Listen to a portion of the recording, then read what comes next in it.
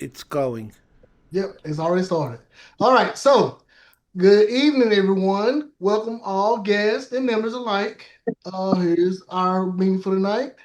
Welcome aboard. So, can we get someone to do our Pledge of Allegiance?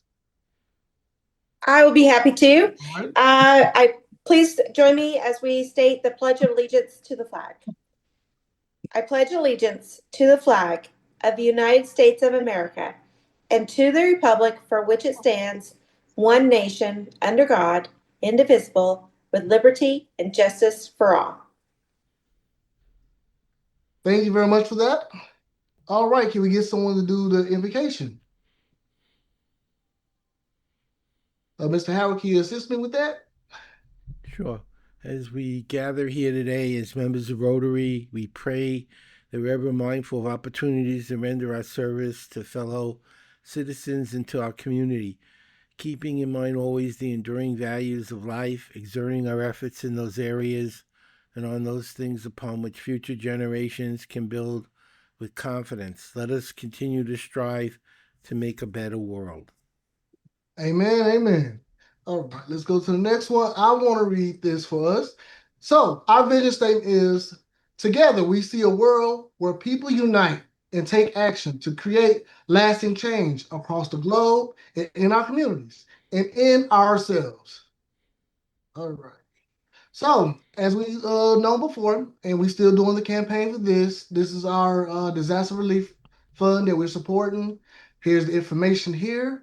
If you're watching, you can pause it here, get the information there, or you can look at our district for 5840 or 5810, our district, where you can submit information.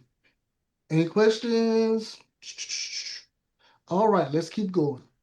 All right, so we're still doing the campaign for our maternal and child health month. Have you done any donations? Anybody would like to share? Yeah, so Chris, we did have Daryl come at our last meeting virtually and talk last Tuesday about Project Hand Up in Kenya. And through the club and through members sponsoring, we were able to make a donation to Project Hand Up for $150. All right, that's what I'm talking about. Yes, good job, club. All right, anybody else want to like to share? All right, we on to the next one. All right, so old business. Happy birthday again to you, Mr. Howard. Hopefully you are celebrating next week. Big day. All right.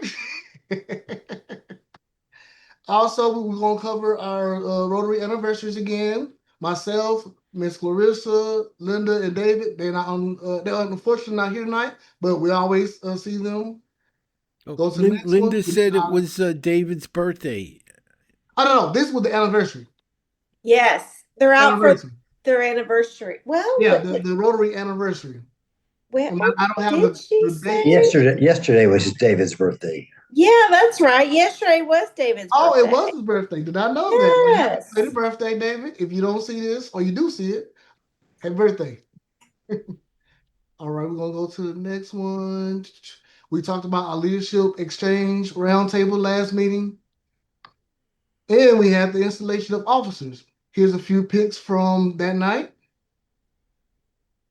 That's so awesome. And I just have to say, Chris, you guys have to plug into our social media, mark it as your favorite, because Chris has been doing some amazing plugs out there.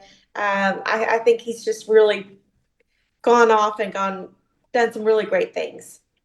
Well, yeah, I want to be able to pick up where we may not be as strong at. Also, I want to be able to, give tasks to others and let them shine just as much as I shine. Because I don't shine unless y'all shine. And that's how I see it. A few things we covered. Dr. Sharon, she did a presentation on leadership. We introduced Hands Up, as Jericho explained earlier. We did the Vision White Canes event. We talked about that. That's going on in October the 8th from 5 to 7 p.m. at the Dallas Zoo. And then I went over my goals for the 2025 and 2026 year. And with those goals, here's some highlights. I have networking with others. I have fellowship with more projects in the district and engagement in the community. And the I want to say Where I want to specialize as far as networking is getting all the e-clubs in Texas on board and potentially doing outward throughout the United States before this year is out. So I want to try to get the e-clubs on one accord so we can have similar ideas and possibly have other clubs to become hybrids or start up satellite clubs that's online. So we want to provide more information on that. All right. Anybody have any questions so far? No, that's Any idea? exciting. Yeah. All right. All right. So we'll keep it pushing. All right. So any announcements? Anybody want to bring up anything? So I do want to take a moment and welcome Alani today. Alani and I work together at Wells Fargo. He's a great friend and coworker, and I love Rotary. I'm passionate about what we do, and I said, Alani, you've got to come and be part of this too. So thank you, Alani, for coming. And I did want to point out, I called Jack today because Alani is originally from Nigeria, and so is Jack. So I thought that was kind of a neat little connection there. But we are an international club and we service all around the world. Yes, yes. Any of our guests would like to introduce themselves and say hello to the group? All right, cool, cool. I will. Go Well, ahead. yeah, Latanya. Yeah, she's Yes. a guest. Yes, good afternoon. My name is Latanya Logan. I am a member of the Capel Rotary Club, and saw Chris at the round table and wanted to just see how the E-Club, just want to see how it works. But so happy to be here. I work for FEMA as a program analyst, and I think that's about it with me. Thank you for coming. Can y'all hear me? Yes, we Miss can. Erica. Oh, hey! I thought I was on mute this whole time. Been driving. I'm on my way to. I'm at a stoplight. I'm on my way to my city council meeting, but I wanted to jump on. Chris and I met at the Capel. I'm sorry, the Rotary event a couple of weeks ago. I guess that was the same one. Latanya, maybe not. Yes, yes, But it was the anyway, same one. the same one. Okay, thank you. And then I saw him again this past Saturday at another event, non-Rotary affiliated, but just trying to. And I'm also a member of Capel with Latanya, so just looking at other clubs, seeing how you all do things. Just curious about the process and your activities. So, thank you, Chris, for allowing us to be a part of your meeting this evening. And hello to everyone else. Thank you. Hello, everyone. My name is Olani Olawepo, and like my wonderful friend Jerica said, we work together, and she has told me a lot about the Rotary Club. This is the first time I will be attending a meeting for the Rotary Club. So I just want to listen in. I want to see how you do things and the cause that you support, and I will go from there. So thank you so much for having me, and thank you, everyone. Most definitely. Thank you for showing up. All right, Mr. Howard, would you like to introduce our speaker, please? Sure. Our speaker today is Sharon Ralph, and I have her introduction. Let me just get to it. She's the perfect person to help others matter outside of work, live meaningful, impact life with wisdom and confidence, and find their inner spark. Sharon's sparkle, passion, and her youthful parents, easily confirmed, mental strength and faith have given her a healthy lifestyle. And the topic is about basically she's helping boomers learn how to have a more useful and productive life. And I thought that would be a good topic because a lot of us are boomers. Oh, Sharon, you can do PowerPoint if you want to. If you click share the screen at the bottom, you can do that. If you prefer to just speak without PowerPoint, you have that option as well. And I'd like to ask us to mute your microphones when she's speaking, unless she asks questions, because you get a lot of the background noises from dogs and other things. And you can click on your view to put it for speaker, and that'll highlight her on the screen. when she's speaking. That's it. We recommend our speakers go for 20 to 30 minutes. That's usually what they do. I'm just giving you some background. And we are videoing this. We told you it's a podcast, and we put it on YouTube afterwards for the rest of the members. So without further ado, here she is. Please mute your microphones, and she'll begin now. Well, thank you for having me, Howard. I didn't bring my PowerPoint slides. I do have some, but on the spur of the moment, I also wanted to ask if you had questions for me, either now or later. So, usually at the end, if you can ask questions during your presentation if you desire to, but I'm just telling people to mute while you're talking so you don't get the background noise. But if you want a question or you need some interaction, they can unmute to do that when you ask them to, but this will give you more quiet while you're speaking. Okay, yeah, thank you. I do have maybe a couple things I could highlight as notes, because I am 77 and I brag about it. And the biggest lesson that really made a difference in my health and vitality and life in general is I like to hold up these things. This was the lesson I learned. Let's see. Worry is a misuse of imagination. I don't know how many of you have gone through that lesson, but I actually lived in Irving and Flower Mound and Louisville and delivered mail there. So I know where some of you guys, some area that you live in. But I was transferred with GTE from Everett, Washington, General Telephone, in 91, something like that. And my friends here had given me a goodbye party. I'm north of Seattle, so that's where home is. And one of my friends said, well, before you turn around and go home, get homesick and come home, she said, give yourself 6 months to make new friends and, feel your way around. I was transferred to Tampa, and most of our programming services were out of Tampa then. And so I mainly did a lot of testing of COBOL programs way back before email and all that. In fact, I remember the day when I had to send files to other locations and I needed to communicate. What was this file and what date was it for and all that? And well, it wasn't long before email started. Anyway, so when I got to Tampa, I thought after 3 months, I thought, I got this. I'm doing okay. I can handle this.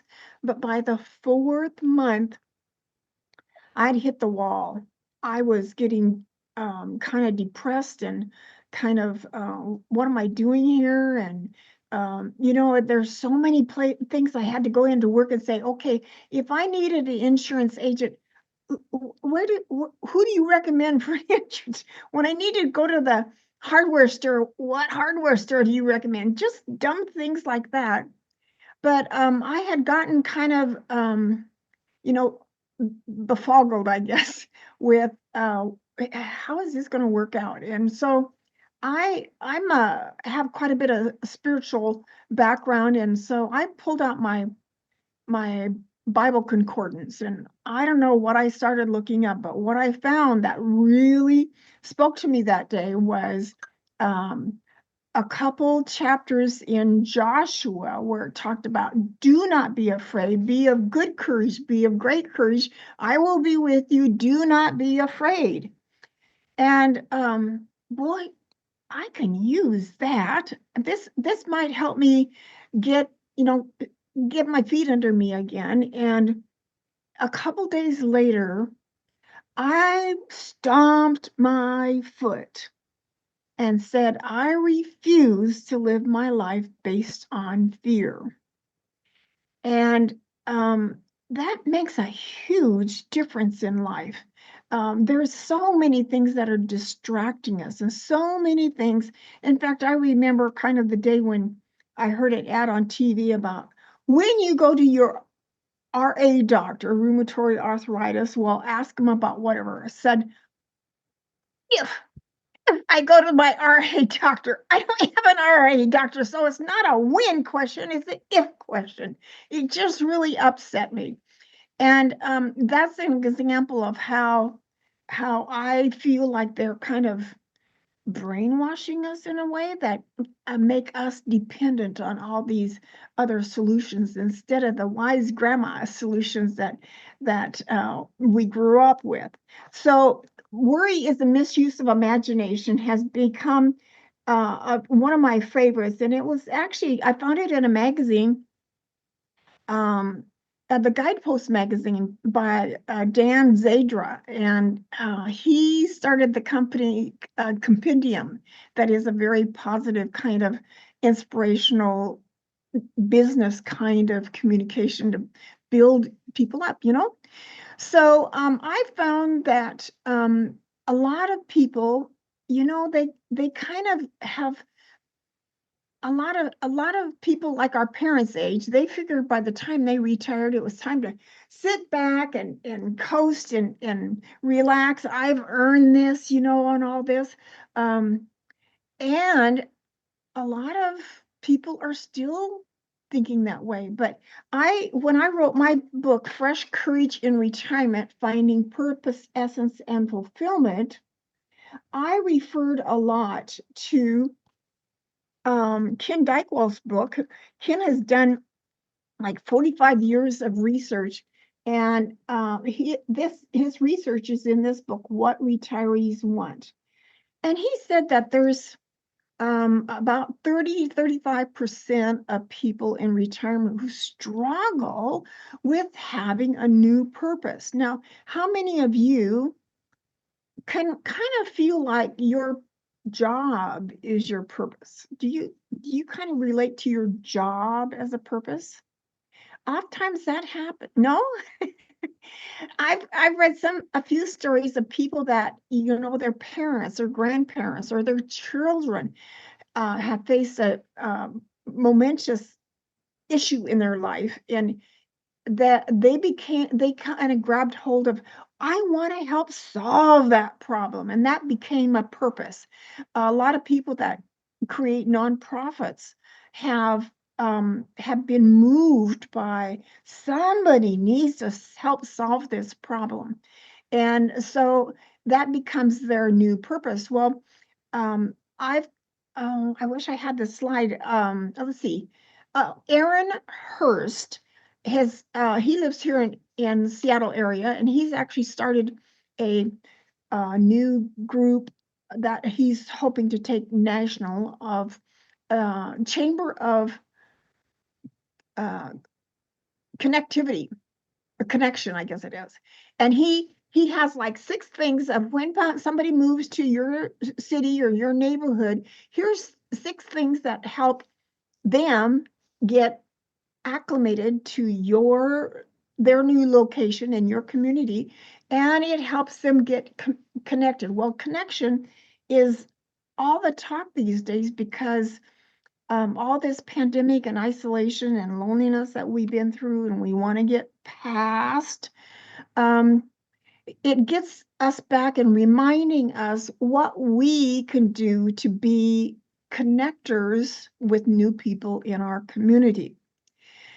But he said before he started this community, he had done some research. Now, I don't know how many years he spent on this, but he had he worked with another fella that his name is slipping me right now, but he found that when people have purpose, in fact, the project was called the Science of Purpose. I don't know if that was all the title, but Aaron Hurst, he's on LinkedIn too, and I've had him in my podcast when I was, I had him in my Loneliness to Resilience community that I started once I found that loneliness was such an issue. I wanted to step up and help solve that problem. Well, I had felt invisible my whole career. And So when I read the Vivek Murthy's book Together, he said one of the ways that loneliness shows up is when people feel invisible. Have you felt invisible? I had wanted to be invisible as a kid. There was some abuse going on for years. And I said, if I double down, get focused, don't rock the boat, get good grades, and be obedient, I might be safe. And it wasn't until I was retired when I realized I think I'm still invisible. I had felt it at the bottom of my stomach.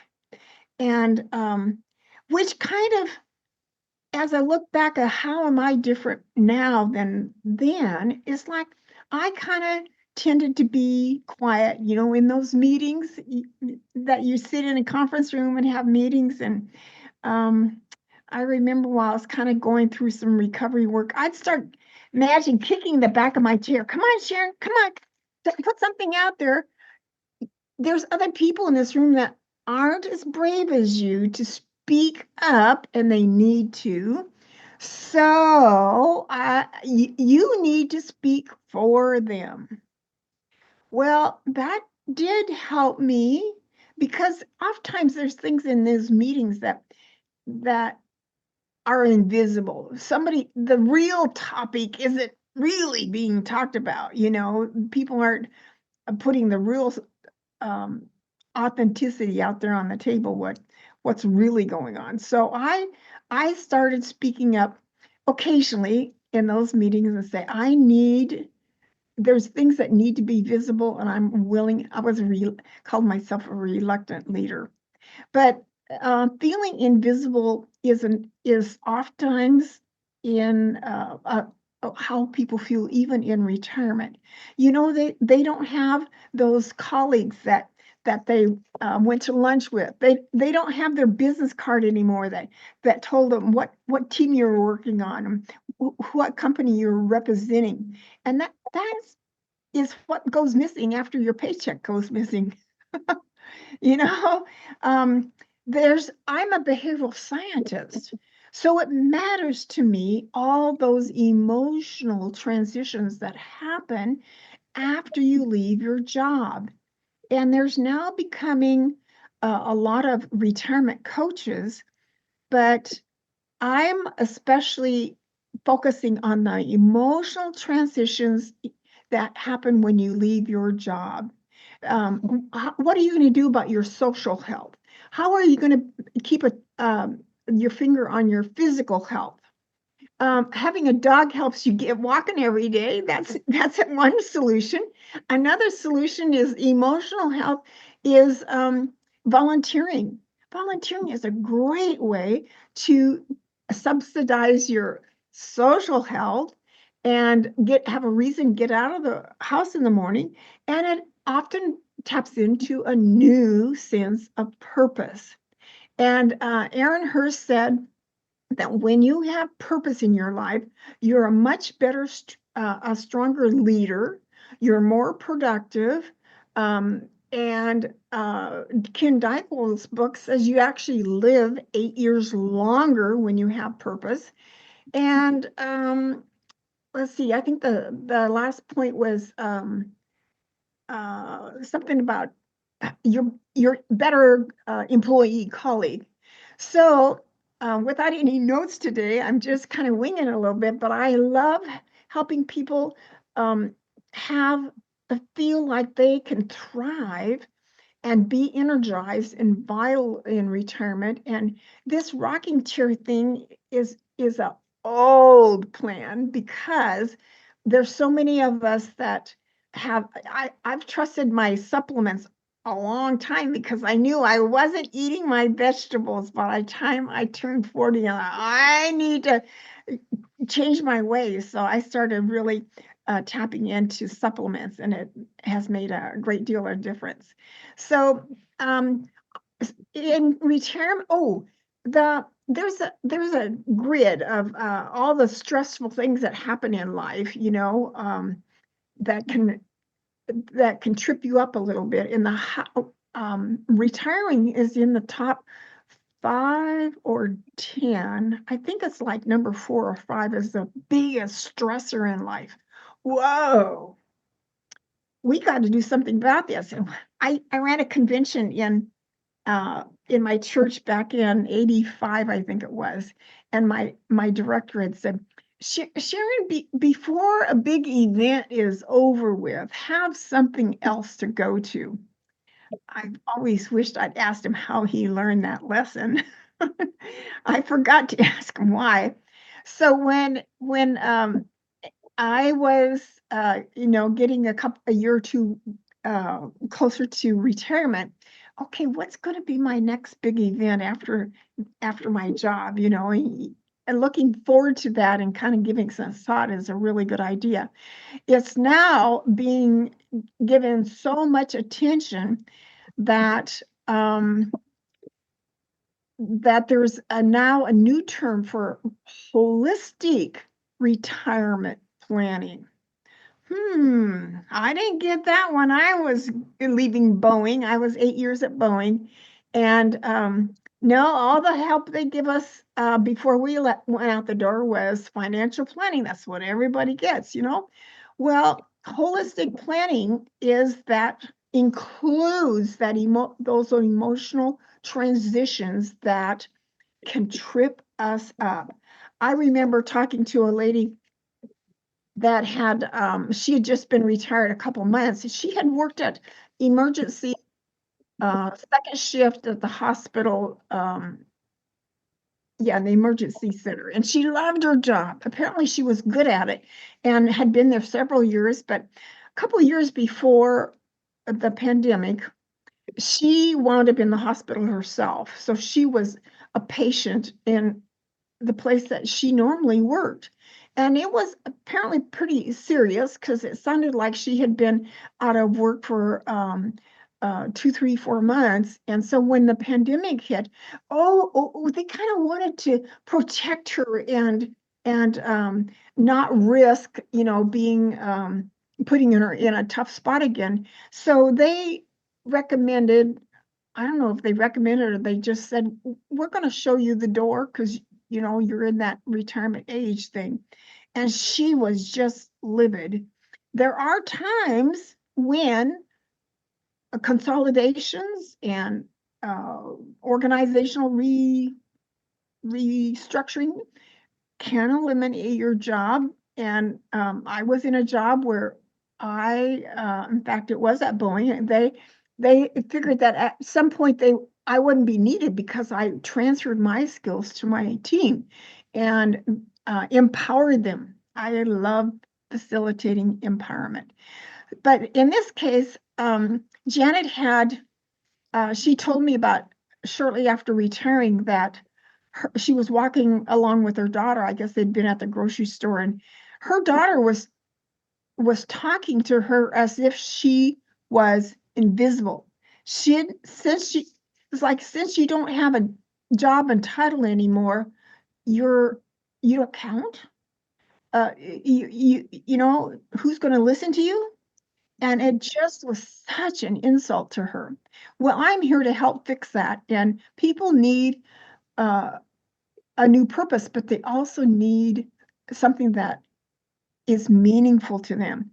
I want people in retirement. Well, okay, now why this is important to me is about 14 years old, I thought, well, I wonder what my potential is. How can I find my potential? Is it in my left pocket? And I've often thought, I look at people as what's their potential. I love uniqueness, and I think every one of us has a nugget of gold inside of us. So the mystery is how to find that potential inside of us. So all this free time, once you don't have your job anymore, looks to me like untapped potential. what can we do with this time on our hands, with our good health and so forth? So I often throughout my career had actually helped people revise their resume because, sometimes I can see things in Howard that he can't see in himself, or sometimes too close to our own skin to be objective. And that just thrilled me to help people have a new awareness. Oh, can everybody do that? No, you've got talent that not everybody has. So the beauty of when I retired, the week before I started coaching classes. And the first thing they taught us in our coaching class was how to write our essence statement. And so, in fact, here's a let's see, that the elements in the essence statement was to take things that you love to do. What do you love to do? Can you name 20 things you love to do? Can you do one a week? Your personal qualities. What do you like about yourself? I always have had a nice looking hair. Well, it's changed a lot, so it's not what it used to be. How about your hot buttons? Do you have positive hot buttons? Negative hot buttons? Hot buttons that somebody needs to do something about this? What are your aspirations? Your legacy that you want to leave, your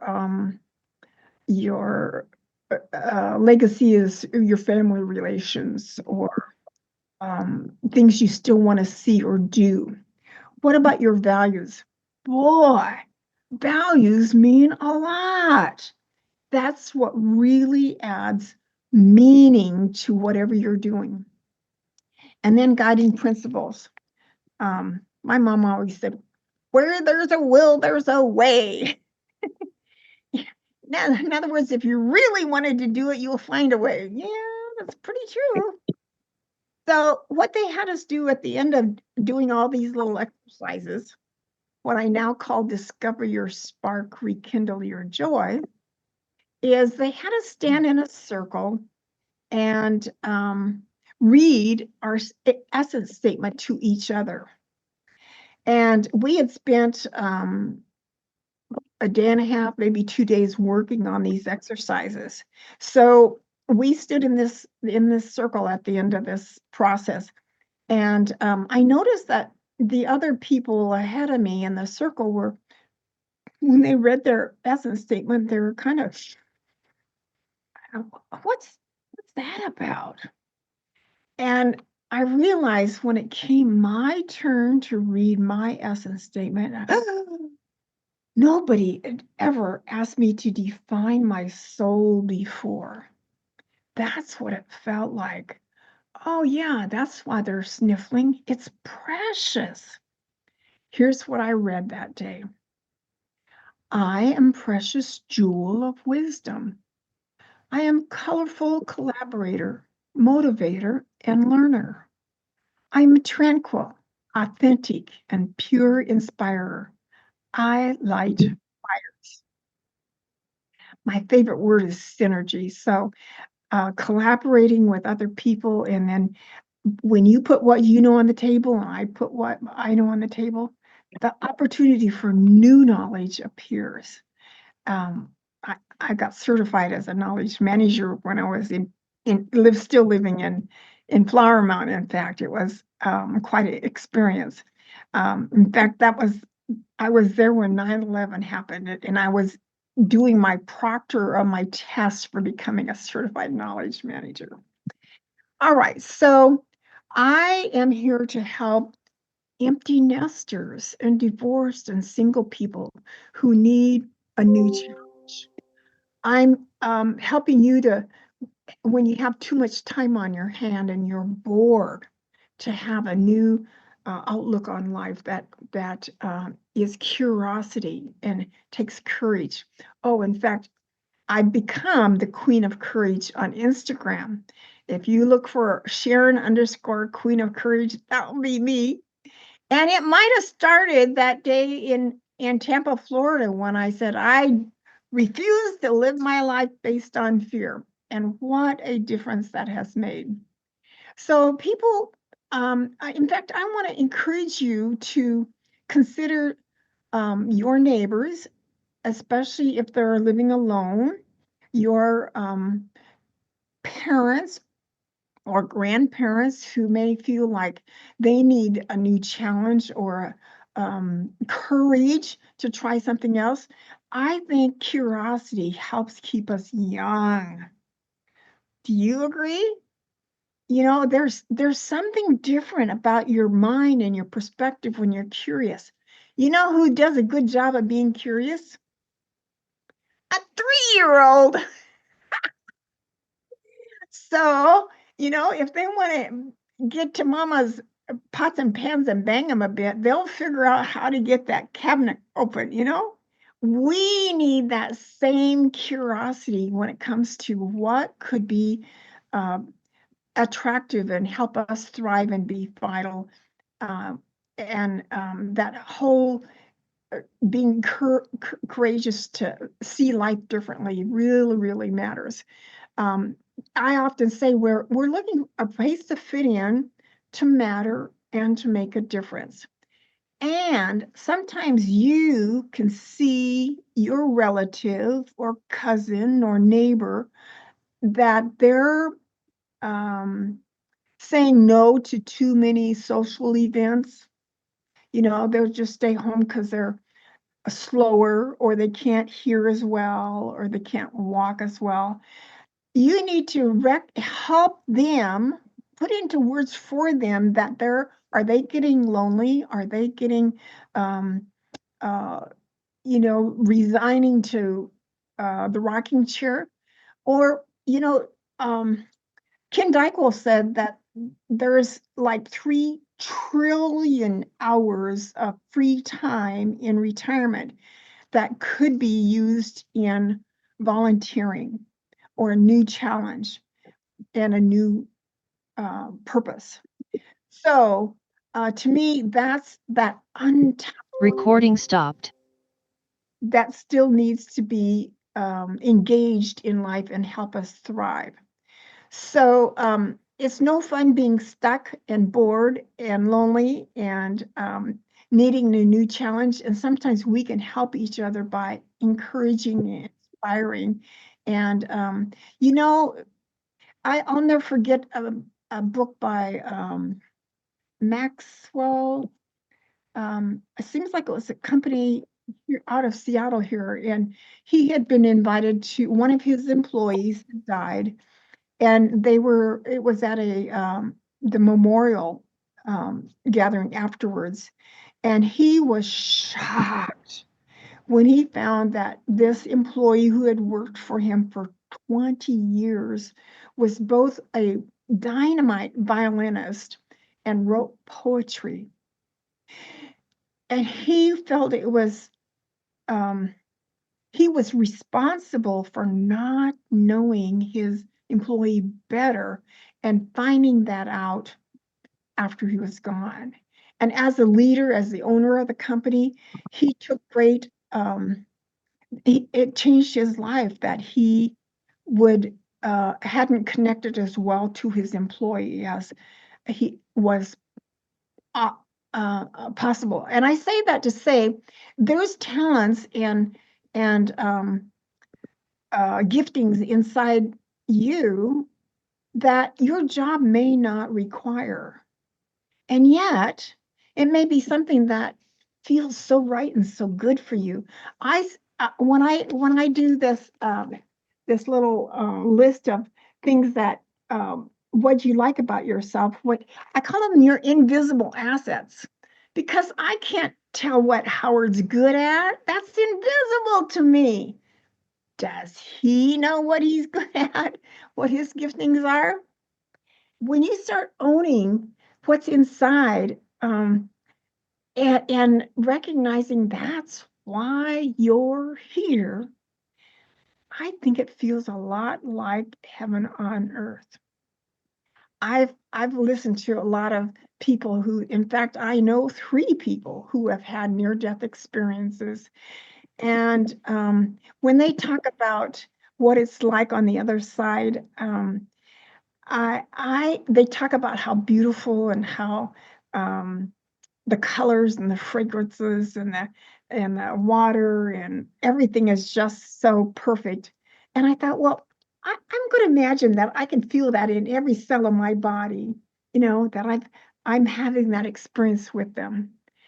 And then I asked myself, how does it change life for me here?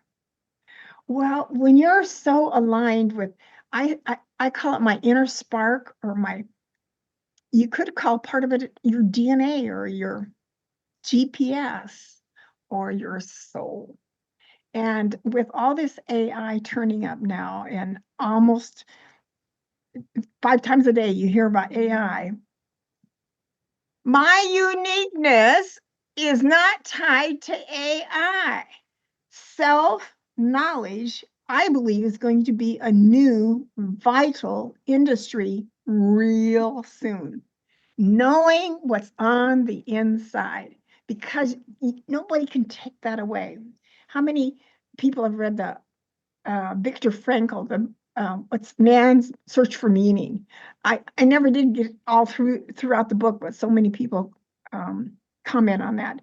So with that, I want you to love yourself in such a way that you kick that AI to the side. Because I asked AI one time something about a feeling, how many people feel such and such. They couldn't give me an answer. That's not part of their repertoire. I always love it when I outsmart AI. All right. Do you have questions that has come up in your mind as I have been sharing here? Yeah, I just want to say something.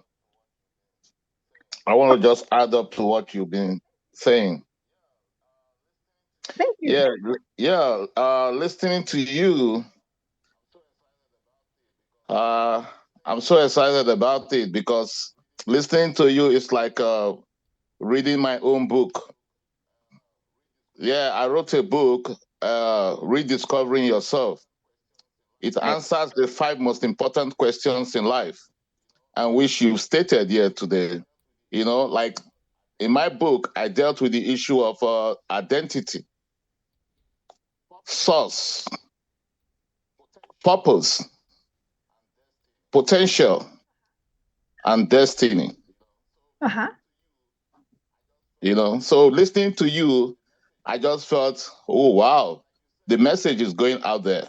Because like you said, in as much as we have AI doing its own job today, AI cannot take the place of knowledge.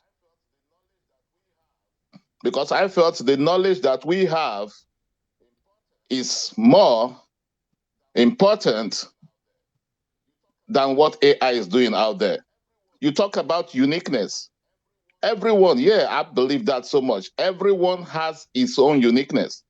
And AI cannot take out our uniqueness, because our uniqueness will always be better than AI. AI is just doing what it's doing out there, but it still will not take human uniqueness. Thank you, man. Thank you. Yeah. Yeah, I love it. Oh, I need to mention that my book, I'm willing to give you a free copy of that. Thank you. And let's see, I tried to get a landing page together for this today. Somebody was trying to teach me that, and we didn't get it totally working. So what I'm going to do is give you a link, instructions of how I will send that to you. And I might even include a assessment that I did on Boomer Blues assessment. But my book is Fresh Courage in Retirement. Oops, that's not working. There it is. If you email me at Sharon@effortlessvitality.org and put in the email topic Rotary offer, I will send you a link to my Google Drive of my book, Fresh Courage in Retirement, Finding Purpose, Essence, and Fulfillment. And it is on Amazon, by the way, but you can get a copy with me for free. And then the Boomer Blues assessment, I tried, actually that link for Google Docs is there for you, but Okay. I kept having trouble trying to send it as a viewed document rather than an edited document. And Okay. I don't know if I did it right or not, but you know, we stumble along as we go. Yeah, sure. One foot in front of the other, right? Thank you. Yeah. All right, ma'am. Thank you. You said you live life without fear. How do you do that? Well, what helped me? Good question. I'm glad you asked because I started imagining this 4 inches from my nose. Stop worrying. Stop being fearful. Just, it's like, it's not something that happens overnight. I certainly know that. My brother, when he passed away, I was quite delighted that people said how many times my brother Bob would say, wow.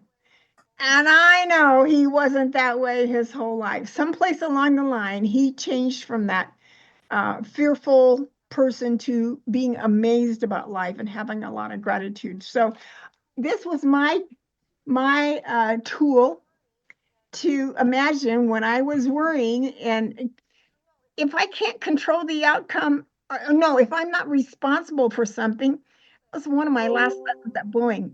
I learned to say, oh, well, somebody else needs, it's their responsibility, but this is my responsibility. So my tool was to put it, my nose against the stop sign on the street and say, we're not going to do that anymore.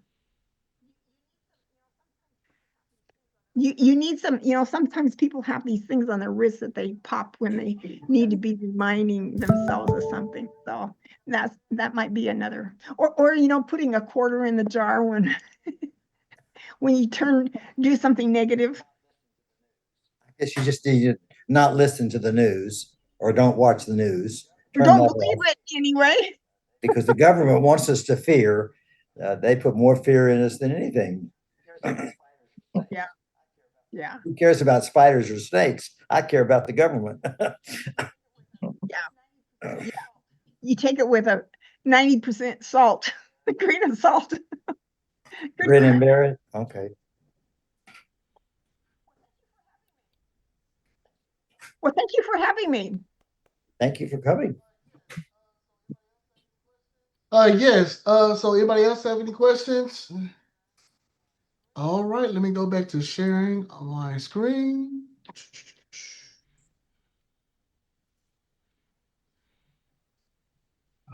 All right, so we're gonna do our four-way test. All right, so we're gonna do our four-way test.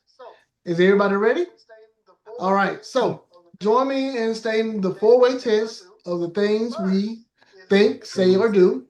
First, is it the Is it the truth? truth? Second, is it fair to all concerned? Goodwill and better Third, friendship. will it Will it build build goodwill Goodwill and better Will it be friendships? beneficial to all Fourth, concerned? will Will it be beneficial to Will all it be concerned? fun? And five, Will Will it it be be fun? fun?